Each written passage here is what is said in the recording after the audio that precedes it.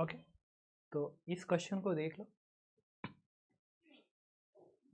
Question तो clear आपको दिख ही रहा होगा, और क्वेश्चन पढ़ लो। Total amount of heat dissipated पूछा है after opening of the switch and reading of voltmeter immediately,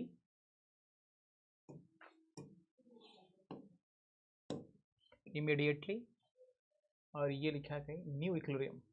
अब क्वेश्चन रीड कर लो सही से, फिर मैं एक्सप्लेन करता हूँ। बोलो। इसमें 20 वोल्ट का पोटेंशियल डिफरेंस है, R1 की वैल्यू है 30 ये 20 वोल्ट है ना? हाँ, R1 है, R1 30 ओम है, R2 10 ओम है, कैपेसिटेंस दोनों 1 फैराड की और इंडक्टेंस 1 हेनरी। ये पहला क्वेश्चन था कि वोल्ट मीटर की रीडिंग बतानी। और ये स्विच क्लोज है ना? तो पहले क्लोज है, फिर जस्ट ओपन करने के बाद बतानी। अच्छा, पहले क्लोज है। हाँ सर, तो जस्ट ओपन करने के बाद वोल्टेज पोटेंशियल डिफरेंस बताना है। और दूसरा क्वेश्चन था कि total amount of heat dissipated after opening the switch, new equilibrium article. ठीक है, और बस सर यही दो। ठीक, तो सबसे पहले ना कि एक स्विच क्लोज है तो स्टडी स्टेट जानते हैं। स्टडी स्टेट पे ये एक कंडक्टिंग वायर बन जाएगा, ये भी एक कंडक्टिंग वायर बन जाएगा स्टडी स्टेट पे। तो इसका जो करंट होगा वो ऐसे फ्लो करेगा, ऐसे। तो इसमें अब एक और बात, ये वोल्ट मीटर आइडियल है तो इससे तो करंट फ्लो नहीं करेगा। मतलब स्टडी स्टेट पे क्या होगा, स्टडी स्टेट पे ये करंट अगर I1 है तो ये पूरा का पूरा करंट I1 होगा ऐसे। ठीक, अब इसकी बात करते हैं। स्टडी स्टेट पे ये वाला ओपन हो जाएगा, ओपन होगा तो इससे कोई करंट नहीं फ्लो करेगा। ये भी ओपन हो गया, इधर से भी कोई करंट नहीं फ्लो करेगा। यानी स्टडी स्टेट पे इससे करंट फ्लो नहीं करेगा, और इससे जब करंट नहीं फ्लो, इससे जाने जाएगी ही नहीं, और ये जाने नहीं देगा। मतलब सर्किट बस यही बच गई। तो ये जो करंट आना चाहिए I1 वो 20 डिवाइड बाई ये रजिस्टर एक ही है, एक रजिस्टर इसमें, तो 20/10, ये 2 एम्पियर का करंट इसमें फ्लो करेगा। ये स्टडी स्टेट कंडीशन है। अब जैसे ही तुम इस स्विच को यहाँ से हटाओगे, ओपन करोगे, इंडक्टर अपने फ्लक्स को कांस्टेंट मेंटेन करेंगे, तो इसका फ्लक्स नहीं चेंज होगा अब्रप्टली, यही रहेगा। ये भी यही रहेगा, ये रहेगा।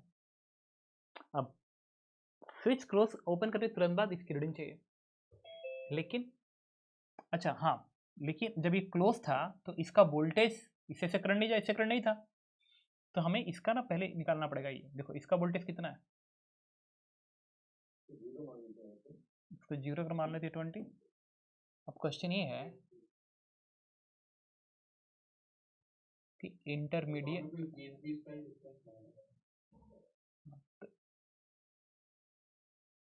ये देखना पड़ेगा हमको कि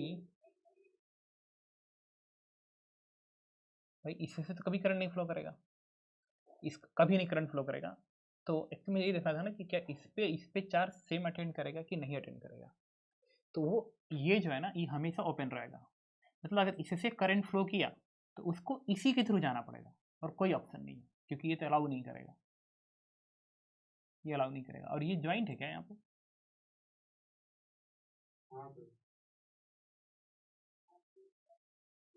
तो इधर से जो करंट आएगा ऐसे, इधर अगर चला गया तब, तो फिर इसका चार्ज और इसका चार्ज का हम क्या करेंगे? अगर ये ओपन होता ना तो समझ में आता। C2 पे तो 20 वोल्ट आ गए ना पोटेंशियल डिफरेंस। अच्छा, सही बात है। स्टडी स्टेट पे इससे तो पोटेंशियल ड्रॉप आएगा नहीं, तो C2 पे इसी का पोटेंशियल डिफरेंस इस पे आएगा। और देखो, और इसका चार्ज अलग अलग है, वो समझ में आ गया यहीं से, क्योंकि स्टडी स्टेट पे ये 0 पे है तो ये भी 0 पर आएगा, तो ये 2 एम्पियर, तो ये 10, तो ये 20 वोल्ट, तो इस पर 20 वोल्ट आ जाएगा। अगर इस पर 20 वोल्ट आ गया तो इसका चार्ज क्या आ जाएगा, +20, इसका चार्ज आ जाएगा -20। सेम हम अब इस पर बात करेंगे, इस पर। तो स्टडी स्टेट पे अगर ये 0 है और ये 20 है, ये 20 है, और इससे कोई करंट फ्लो ही नहीं कर रहा है स्टडी स्टेट पे, इससे करंट नहीं फ्लो कर रहा है, मतलब इसका वोल्टेज क्या रहेगा, 0 रहेगा। इसका वोल्टेज 0, सॉरी 20 ही रहेगा, करंट नहीं फ्लो कर रहा है।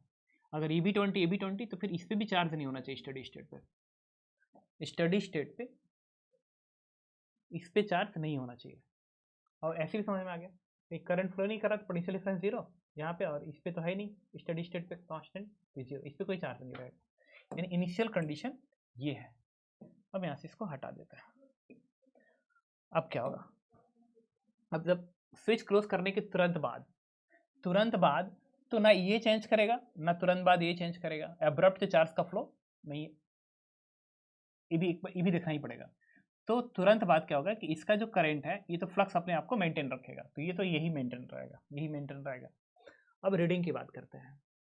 तो रीडिंग के लिए अगर मैं इसको ओपन किया था, तो अगर ये 0 वोल्ट है तो ये 20 वोल्ट है, तो ये तो 20, अब अगर ये 20 वोल्ट है तो इस रेजिस्टेंस है, और ये तुरंत बाद अब्रप्ट चेंज होगा नहीं, और रेजिस्टेंस में अचानक से करंट आ सकता है। तो अगर ये 0, लेकिन इसका चार्ज अब्रप्ट चेंज नहीं होगा क्योंकि करंट इनफाइनाइट चाहिए, ये तो 20 वोल्ट ही रहेगा स्टडी स्टेट पे, ये 20 वोल्ट ही रहेगा। तो ये तो 20 नहीं, स्टडी स्टेट तुरंत बाद ये 20 ही रहेगा, ये 0 रहेगा, ये सही है। ठीक है, अब अगर ये 20 आ गया और इसने भी अपना अगर करंट नहीं चेंज किया, अब्रप्ट नहीं चेंज किया, तो अगर ये करंट 2 एम्पियर है और ये भी 2 एम्पियर है, तो ये क्योंकि इधर से तो करंट फ्लो नहीं कर रहा है, तो अगर ये 2 एम्पियर है तो ये भी 2 एम्पियर रहेगा। अगर ये 2 एम्पियर आ गया तो इसका वोल्टेज 0 वोल्ट हो जाएगा, जस्ट आफ्टर ये 0 वोल्ट हो जाएगा। अब अगर ये 0, ये 20 और 2 एम्पियर है तो ये भी 2 एम्पियर है, तो इधर से करंट नहीं फ्लो करेंगे, इधर से करंट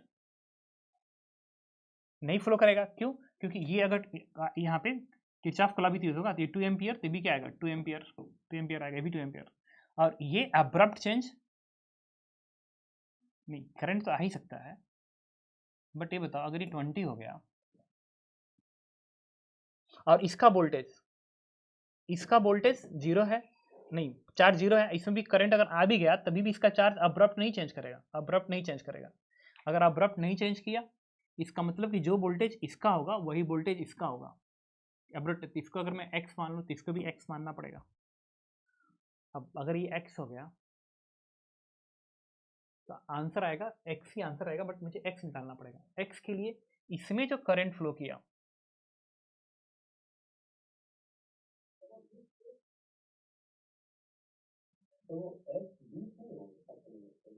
x20, यही तो क्वेश्चन है क्यों 20 तब होगा जब इसमें तो ही तो मैं कह रहा हूँ। तो ये इसमें करंट इंपॉर्टेंट हो गया ना, वही है कि डिसाइड नहीं कर पा रहे कि वो 30 वाट से करंट आएगा या नहीं आएगा। अगर ये डिसाइड हो जाए तो पता चल जाए। तो ये तो 2 एम्पियर, अच्छा देखो इधर से 2 एम्पियर जा रहा है, ये तो 2 एम्पियर ही रहेगा क्योंकि इधर से फ्लो नहीं किया, इसका तो अपना फ्लक्स कांस्टेंट रखेगा, तो 2 एम्पियर जाएगा, ये भी 2 एम्पियर ही जाएगा। अच्छा ठीक है, देखो ये अगर 2 एम्पियर जा रहा है, इधर से 2 एम्पियर, ये तो ओपन है, तो इस करंट को इधर से आना पड़ेगा, ये 2 एम्पियर करंट। तो अगर इधर से 2 एम्पियर करंट आ रहा है, 2 एम्पियर करंट आ रहा है, और इधर से देखो, और इससे करंट फ्लो नहीं कर सकता, मतलब इससे 2 एम्पियर करंट फ्लो करना पड़ेगा। और अगर इससे 2 एम्पियर करंट फ्लो कर रहा है और ये है 2 एम्पियर इधर जा रहा है, इधर से 2 एम्पियर आ रहा है, मतलब कि इसका जो पोटेंशियल डिफरेंस होना चाहिए ना वो कितना होना चाहिए, I इंटू आर, 60 का डिफरेंस होना चाहिए। मतलब ये, और करंट ऐसे फ्लो कर रहा है, नहीं हाँ करंट ऐसे फ्लो कर रहा है ना, ये तो है, इसका मतलब कितना होना चाहिए 60 ना, नहीं 60 नहीं 80 होना चाहिए, ये 80 होना चाहिए। अगर ये 80 है तो इसकी रीडिंग 80 होना चाहिए। आंसर क्या दिया? 40।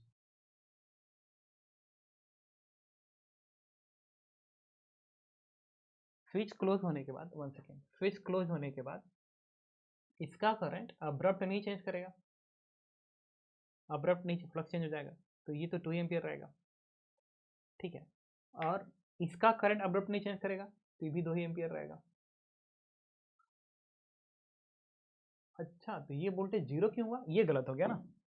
अरे सर रुको ना भाई, तो चैट में लिखा है अब कुछ नहीं होगा, वो 20 में से 5 हटाएंगे तो माइनस का लिखा रहेगा। 30 इंटू 2 60 ये -40 होगा, सही कह रहा है, ये -40 हो जाएगा। और एक और बात है भाई, ये करंट 2 एम्पियर है, अगर ये करंट 2 एम्पियर है तो ये 40, ये 40 बनेगा ना,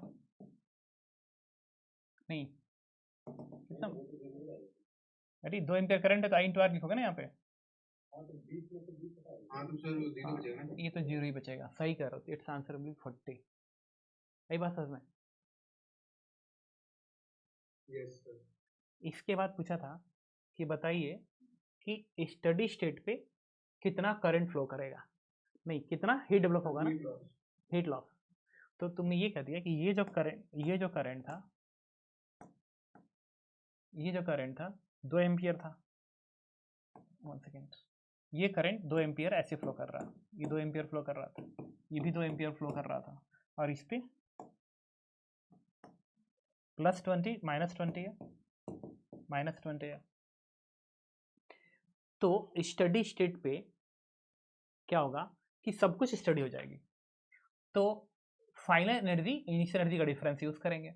तो इनिशियल एनर्जी कितनी है, इसका तो 0 0 था, तो जो इनिशियल एनर्जी हम लिखेंगे, इसका इनिशियल एनर्जी हो जाएगी ½ L², ½ n/2 इंटू 2 कर दिया, यहाँ का भी वही आएगा, प्लस कैपिटल एनर्जी ½ C1 है, पोटेंशियल डिफरेंस 20 है, ½ C × 20 ½ तो ये हमारा आ जाएगा, 2 से 2 कट गया, बन गया 4, ये बन गया 20, ये आ गया 24, ये इनिशियल एनर्जी है।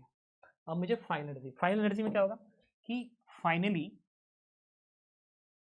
करंट कांस्टेंट हो जाएगी। तो अगर करंट कांस्टेंट हो गया इसके अंदर, तो मान लो करंट आई हो गई, ताकि स्टडी स्टेट पे आ गया, मान लो करंट इसका आई हो जाता है, तो इसका भी करंट स्टडी स्टेट पे आ ही रहेगा, क्योंकि इससे फ्लो नहीं करेगा। तो स्टडी स्टेट पे इससे तो करंट नहीं फ्लो करेगा, स्टडी स्टेट पे, हर चीज स्टडी, करंट नहीं फ्लो करेगा, मतलब ये करंट बराबर होगा, इससे करंट नहीं फ्लो कर रहा है, मतलब ये करंट नहीं, ये करंट बराबर होगा। अब इसके बीच में रुक के सोचते हैं, क्योंकि इससे तो करंट नहीं फ्लो करेगा, ये करंट बराबर होगा, इससे करंट नहीं फ्लो करेगा, और इससे करंट नहीं फ्लो कर रहा है हमें कभी भी, तो स्टडी पे इससे भी नहीं फ्लो करेगा, तो अगर इससे नहीं फ्लो करेगा और इससे भी नहीं, तो इससे भी करंट 0 रहेगा, तो स्टडी स्टेट पे इसका करंट तो 0 है, इसका करंट तो 0 हो गया स्टडी स्टेट पे। तो कोई अगर स्टडी इसका करंट 0 हो गया और इसमें करंट स्टडी स्टेट पे है ही नहीं है, तो ये करंट आपस में बराबर हो जाएगा, ये करंट आपस में बराबर हो जाएंगे, ठीक है। अब स्टडी स्टेट इससे करंट फ्लो नहीं कर रहा है, इससे से करंट नहीं फ्लो कर रहा है, और ये ओपन है, तो फिर ये करंट आएगा क्या, तो ये भी 0 हो जाएगा। तो स्टडी स्टेट पे ये भी करंट 0 हो गया, ये भी करंट 0 हो गया, ये भी करंट 0 हो गया। अब स्टडी स्टेट पे बट अब ठीक है, ये करंट 0 हो गया, ये भी 0 हो गया, ये भी 0 हो गया, और ये हमने 0 प्रूफ किया था, क्यों, क्योंकि इससे करंट नहीं फ्लो करेगा, इससे भी नहीं फ्लो होगा, रेड वाला स्टडी स्टेट में लिखा हूँ, इसका करंट आई भी 0 हो गया, ये भी करंट 0, ये भी करंट 0, ये भी करंट 0, ये वाला चार्ज क्या आएगा वो तभी हम नहीं कह सकते स्टडी पे चार्ज कितना आएगा, अब इस पर देखना पड़ेगा हमको। करंट के टर्म्स 0 है, करंट के टर्म्स 0 है, लेकिन क्वेश्चन ये है, ये तो ओपन है, ये तो ओपन है, अगर ये ओपन है तो पूरे का चार्ज, सिस्टम का चार्ज का कंजर्वेशन देखना पड़ेगा। अब देखना, ये जो लाइन है ये भी 0, पोटेंशियल डिफरेंस भी देख लेते हैं एक बार, तो इसका अगर पोटेंशियल 0 है, कोई करंट नहीं है, पोटेंशियल 0, यहाँ भी पोटेंशियल 0 रहेगा, और कोई करंट नहीं है, पोटेंशियल 0, स्टडी स्टेट पे हर चीज कांस्टेंट है, तो पोटेंशियल 0, स्टडी स्टेट पे हर चीज कांस्टेंट है, पोटेंशियल 0, क्योंकि L/D 0 हो जाएगा, ये भी 0, तो ये भी 0, मतलब इस पर कोई चार्ज नहीं रहेगा स्टडी स्टेट पे, तो ये खत्म, ये 0, ये 0, मतलब कोई चार्ज नहीं है, ये भी खत्म, कुछ नहीं बचेगा, आंसर इज 24, इतना ही डेवलप होना चाहिए। बताओ 204 के बिना आंसर, तो वो 200 आएगा ना, उधर 20 नहीं आएगा ना, ये 200 तो 204 हो जाएगा, बात समझ आई? Yes sir. ठीक, और कुछ? और भी भेजिए ज़्यादातर को। अच्छा,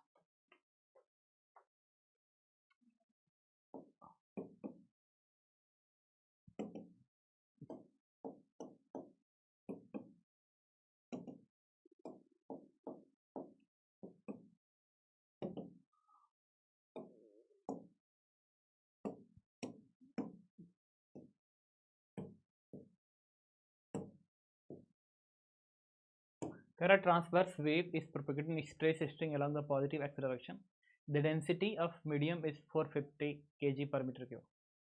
The oscillation energy density of a particle in the medium is इतना.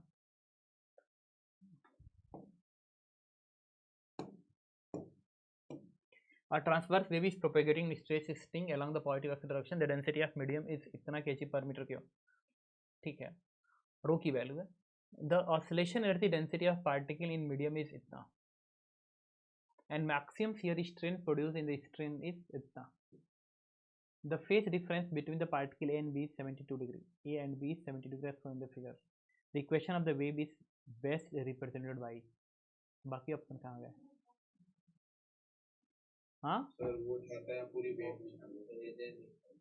क्या सर वो चाहता है पूरी वेव. पगलेट हो गया तो मोस्ट इम्प्रूव पूछ रहा है ना, तो कुछ भी हो सकता है, वो तो देख के समझ में आएगा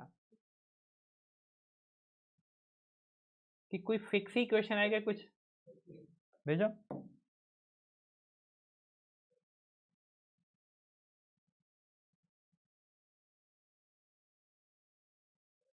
लिखा है देखो, बेस्ट रिप्रेजेंटेड बाई.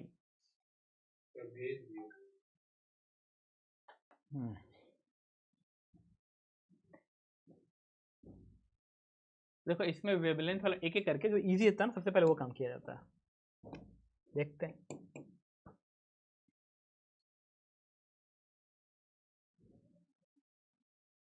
देखो इस ग्राफ में दिख रहा है कि टी बराबर 0 पे एक्स की वैल्यू 0 होनी चाहिए, वाई की वैल्यू 0, तो सारे एक्सप्रेशन में आ रहा है. सही है. तो बी का सारे एक्सप्रेशन में आ रहा है, तो इसका मतलब ये है कि अगर ये सारे एक्सप्रेशन में आ रहा है तो इक्वेशन जो है वो ये होना चाहिए, ए साइन ओमेगा टी माइनस के एक्स जैसा होना चाहिए. तो कह रहा है कि इसका फेज और इसके फेज का डिफरेंस 72 डिग्री है. अब फेज ये होता है, फेज ये होता है, और किसी भी पर्टिकुलर टाइम पे ना जो टाइम होगा, चाहे तुम ए के लिए लिखो चाहे बी के लिखो, टाइम सबके लिए सेम है. तो जो ए और बी के बीच का फेज डिफरेंस है ना, वो इसके बीच का जो डिस्टेंस है उसका डिफरेंस है. तो जो फेज डिफरेंस आएगा इसमें से, तो लिख लेते हैं इसका फेज.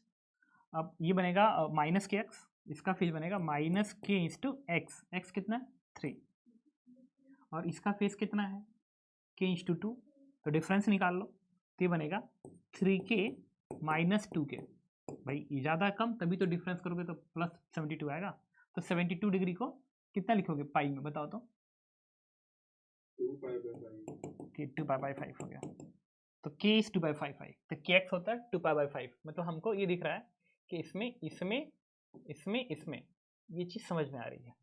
ठीक है, तब यहाँ पे 2π/5 यूज कर लिया, 2π/5 इंटू एक्स लिख लिया. अब ओमेगा चाहिए, ओमेगा के लिए if the phase difference between इतना, the maximum shear strain produced in the medium, shear strain इतना, shear strain.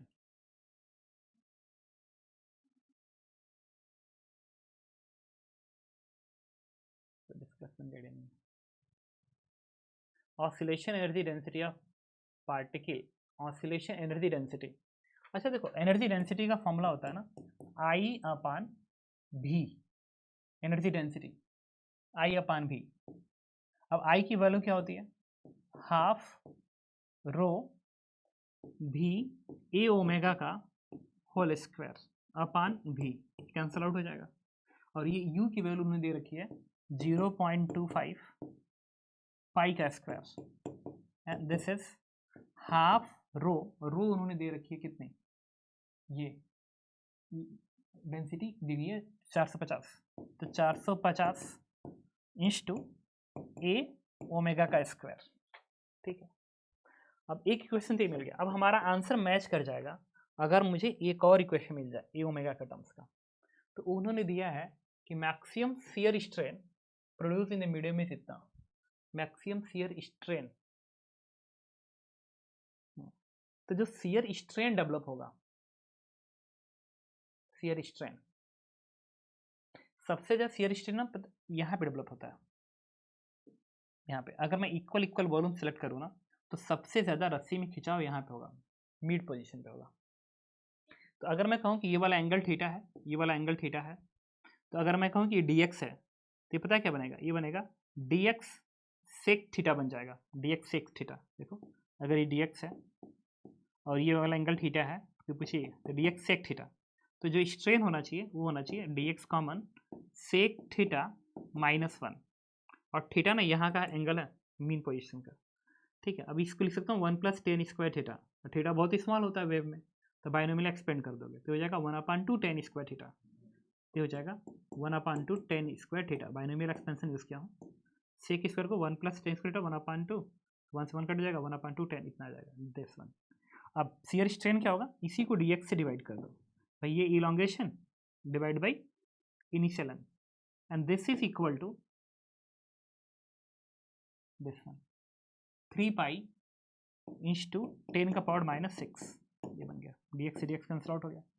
इससे जो tan स्क्वायर थीटा की वैल्यू आई ना, tan स्क्वायर थीटा, और थीटा बहुत ही स्मॉल है तो तुम इसको चाहो तो थीटा भी लिख सकते हो तो थीटा का स्क्वायर हो जाएगा हमारा 6 पाई इंच टू 10 का पावर -6, ये बन गया थीटा की वैल्यू।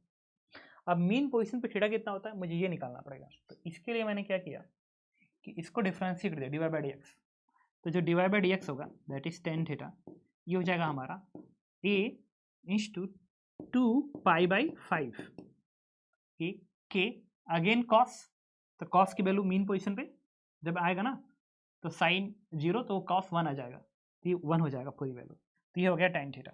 अब इसका जो स्क्वायर है, इसका जो स्क्वायर है, स्क्वायर वही वैल्यू किसके बराबर होनी चाहिए, इसके बराबर होनी चाहिए, थीटा का स्क्वायर, मतलब 6 पाई इंच टू 10 का पावर -6 होना चाहिए। अब यहाँ से ए आ जाएगा, ये उठा के यहाँ पुट करो, ओमेगा आ जाएगा, पुट करो आंसर आ जाएगा। कुछ समझ में आया?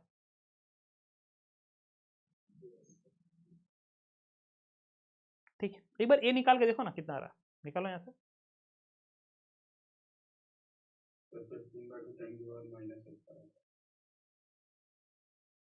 -6 तो समझ ही गए, जब ई मिल गया तो फिर ओमेगा मिल जाएगा।